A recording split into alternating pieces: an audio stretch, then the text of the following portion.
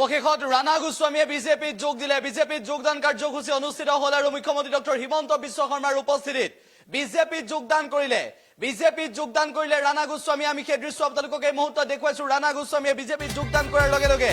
মুখ্যমন্ত্ৰী ডক্টৰ হিমন্ত বিশ্ব শৰ্মাই ৰাণা গোস্বামীক উদ্দেশ্যি মন্তব্য কৰে যে কোনো কাৰণতে নতুন বুলি নিজকে ভাবিব নালাগে। এই সন্দৰ্ভত ৰাণা গোস্বামীয়ে এই মন্তব্য কৰিছে। ৰাণা গোস্বামীয়ে অৱশেষত বিজেপিত যোগদান কৰিলে। বিজেপিত যোগদানৰ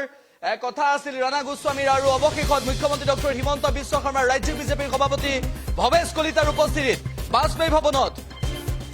ৰাণা গোস্বামীয়ে বিজেপিত যোগদান কৰিলে। উল্লেখ্য যে বিজেপিত যোগদান কৰিলে ৰাণা গোস্বামী আৰু ৰাণা গোস্বামীৰ বিজেপিত যোগদানৰ পিছতেই ইতিমধ্যে ৰাণা গোস্বামীয়ে কি মন্তব্য কৰে বিজেপিত যোগদান কৰি সেয়া লক্ষণীয় হ'ব। কিন্তু কংগ্ৰেছৰ পৰা নাহো বুলি মন্তব্য কৰিছিল। সাংবাদিকক বাতৰি প্ৰচাৰ কৰাৰ বাবে আলোচনা কৰি কৈছিল যদি মই কংগ্ৰেছৰ পৰা বিজেপিলৈ যাওঁ তেনেহলে মোৰ 5 কথা মাটি দি যাম বুলি ক'লে সংবাদ মাধ্যমক। কিন্তু তাৰ পিছত ৰাণা গোস্বামীয়ে বিজেপিত যোগদান কৰিলে। অৱশেষত ৰাণা গোস্বামীয়ে বিজেপিত যোগদান কৰিলে। আজি বাজপেয়ী ভৱনত ৰাণা গোস্বামীয়ে ভাৰতীয় জনতা পাৰ্টিত যোগদান কৰি ভাৰতীয় জনতা পাৰ্টিৰ এগৰাকী আদৰ্শবান নিষ্ঠাবান সদস্য হিচাপে কাম কৰি যোৱাৰ সংকল্প গ্ৰহণ কৰিছে। অৱশেষত ৰাণা গোস্বামীয়ে বিজেপিত যোগদান কৰি এগৰাকী সক্ৰিয় সদস্য হিচাপে বিজেপিত কাম কৰি যোৱাৰ সংকল্প লৈছে। লগতে ৰাণা গোস্বামীয়ে আজি বিজেপিত যোগদান কৰাৰ সময়ত মুখ্যমন্ত্ৰী ডক্টৰ হিমন্ত বিশ্ব শৰ্মা যেহেতু উপস্থিত আছিল, মুখ্যমন্ত্ৰী ডক্টৰ হিমন্ত বিশ্ব শৰ্মাৰ উপস্থিতিতে ৰাণা গোস্বামীয়ে ভাৰতীয় জনতা পাৰ্টিত যোগদান কৰিছে। এতিয়াৰে পৰা ভাৰতীয় জনতা পাৰ্টিৰ এগৰাকী নিষ্ঠাবান কৰ্মী হিচাপে উজনি অসমত যোৰহাটত আৰু লগতে ৰাণা গোস্বামীয়ে এগৰাকী নিষ্ঠাবান সদস্য হিচাপে বিজেপিৰ প্ৰাথমিক সদস্য হিচাপে কোনোদিনে ক্ষমতাৰ পৰিৱৰ্তে দলৰ স্বাৰ্থত কাম কৰি যাব বুলি আজি সংকল্প গ্ৰহণ কৰিছে। উল্লেখ্য যে মুখ্যমন্ত্ৰী ডক্টৰ হিমন্ত বিশ্ব শৰ্মাক গামোচা পিন্ধাই ভাৰতীয় জনতা পাৰ্টিত যোগদান কৰিলে ৰাণা গোস্বামী। আৰু ইয়াৰ লগে লগে ৰাণা গোস্বামীয়ে কংগ্ৰেছ এৰি বিজেপিলৈ ৰাণা গোস্বামীৰ যি গমন সেয়া সফল হ'ল। 3গৰাকীকৈ কাৰ্যকৰী সভাপতি আছিল। সেই 3গৰাকী কাৰ্যকৰী সভাপতিৰ এগৰাকীকৈ কেনেদৰে আঁতৰি গৈছে যে ৰাণা গোস্বামী আঁতৰি গ'ল, কমলাক্ষ দেৱপ্ৰকাশ আঁতৰি গৈছে। ৰাণা গোস্বামীয়ে বিজেপিত যোগদান কৰিলে।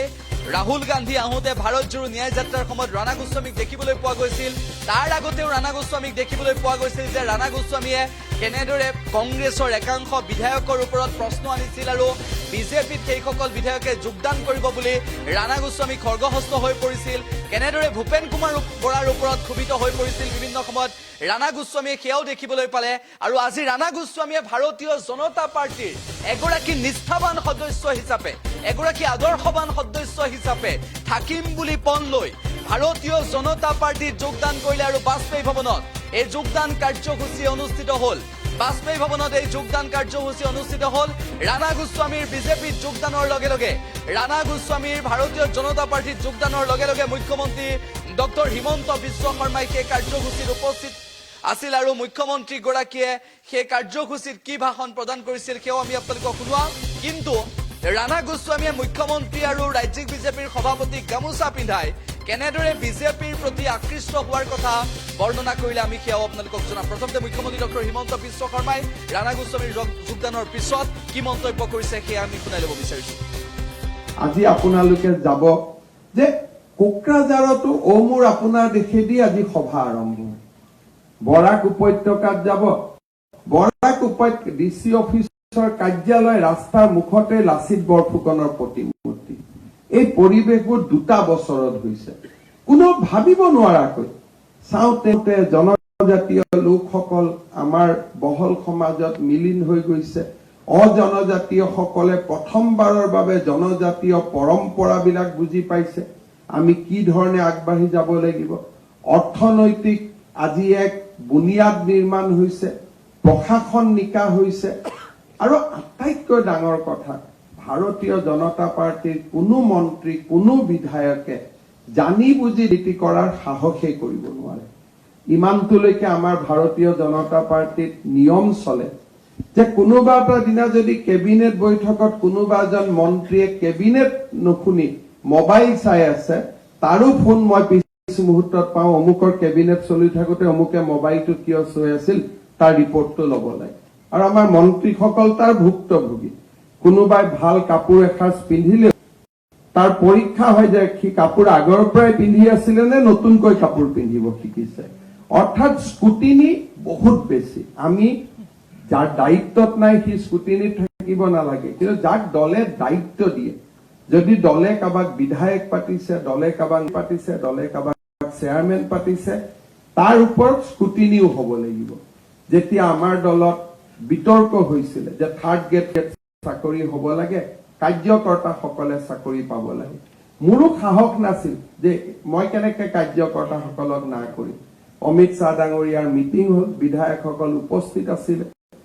বিধায়ক হলে যে চাকৰি দিয়াত আমাক সুবিধা দিব লাগে অমিত শ্বাহ ডাঙৰীয়াই কলে যদি বিজেপিত থাকিব লাগে এইবোৰ কথা বাদ দিব লাগে বিজেপিত চাকৰি মেৰিটৰ ভিতৰত হ'ব মেধাৰ ভিত্তিত হ'ব ইয়াত আৰু একো হ'ব নোৱাৰে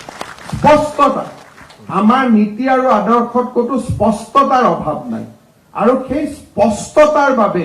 আজি দলটো আগবাঢ়ি গৈছে প্ৰধানমন্ত্ৰী নৰেন্দ্ৰ মোদী ডাঙৰীয়াক কোনেও নাজানে তেওঁ অসমৰ প্ৰত্যেকখন জিলাত থাকি গৈছে এখন জিলা নাই য'ত মোদী ডাঙৰীয়া যোৱা নাই যেতিয়া মোদী ডাঙৰীয়া আমাৰ মিটিং কৰিব আহে নগাঁৱত আহে মোক নগাঁৱৰ কথা কয় কৰিমগঞ্জত আহিলে কৰিমগঞ্জৰ কথা কয় আৰু মোদী ডাঙৰীয়াই সেই সময়ত অসমৰ আছিল যি অসমৰ বিজেপি অংকুৰিত হোৱা নাছিল সেই সময়তে তেওঁ অসমখনৰ প্ৰতিখন থাকি গৈছিল অসমৰ প্ৰত্যেকটো ৰাজনৈতিক পৰিৱেশৰ বিষয়ে তেওঁ জানে অসমীয়া মানুহৰ আকাংক্ষা জানে অসমৰ মানুহে কেনেদৰে আগুৱাই যোৱাত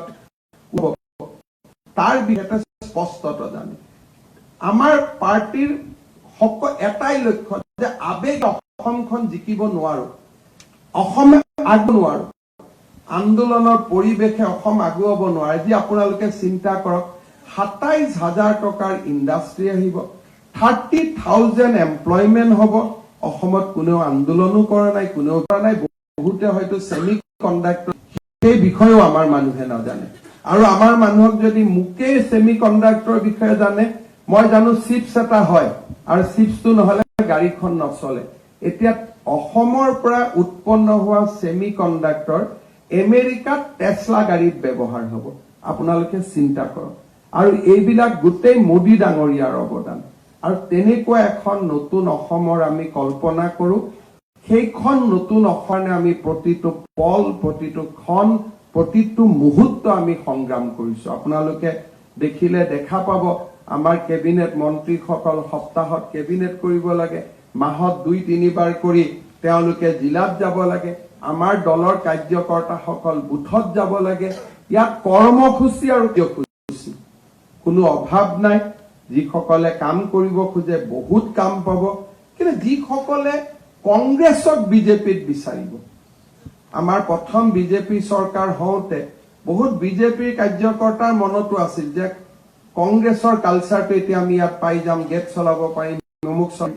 চলাব পাৰিম লাহে লাহে আমাৰ কাৰ্যকৰ্তাসকলে বুজি পালে যে আমি বিজেপি কংগ্ৰেছ কৰিব নোৱাৰো আৰু কংগ্ৰেছক বিচাৰি আহিলে বিজেপিত আমাৰ মন হতাশ হৈ যাব কিন্তু বিজেপিত যদি আমি বিজেপিক বিচাৰো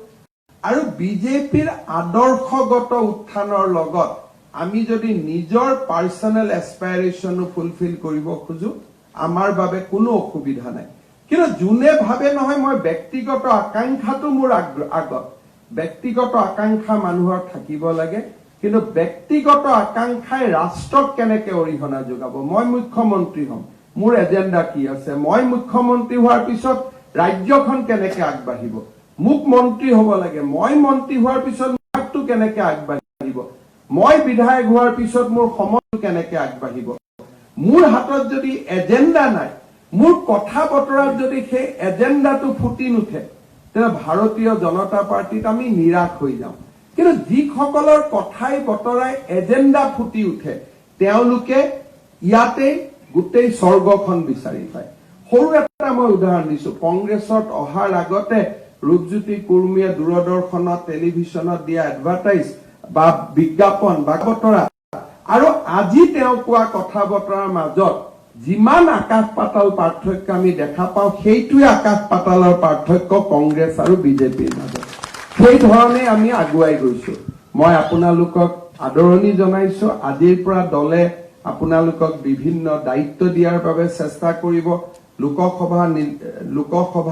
নিৰ্বাচনক লগত ৰাখি আমি আপোনালোকক খুব ভাল সময়ত যোগদান কৰিছে যে লগে লগে আমি এটা নিৰ্বাচনো দেখিবলৈ পাম আমি নিৰ্বাচন এটাৰ লগত জড়িত হৈ যাম আৰু আপোনালোকক দলে বিভিন্ন দায়িত্ব দিব আপোনালোকৰ কৰ্ম পদ্ধতি আপোনালোকৰ ডেডিকেশ্যন আপোনালোকৰ সময়ৰ লগত লক্ষ্য ৰাখি যিমান সময় দলক দিব পাৰিব দলে সিমানে আপোনালোকৰ পৰা সময় ল'ব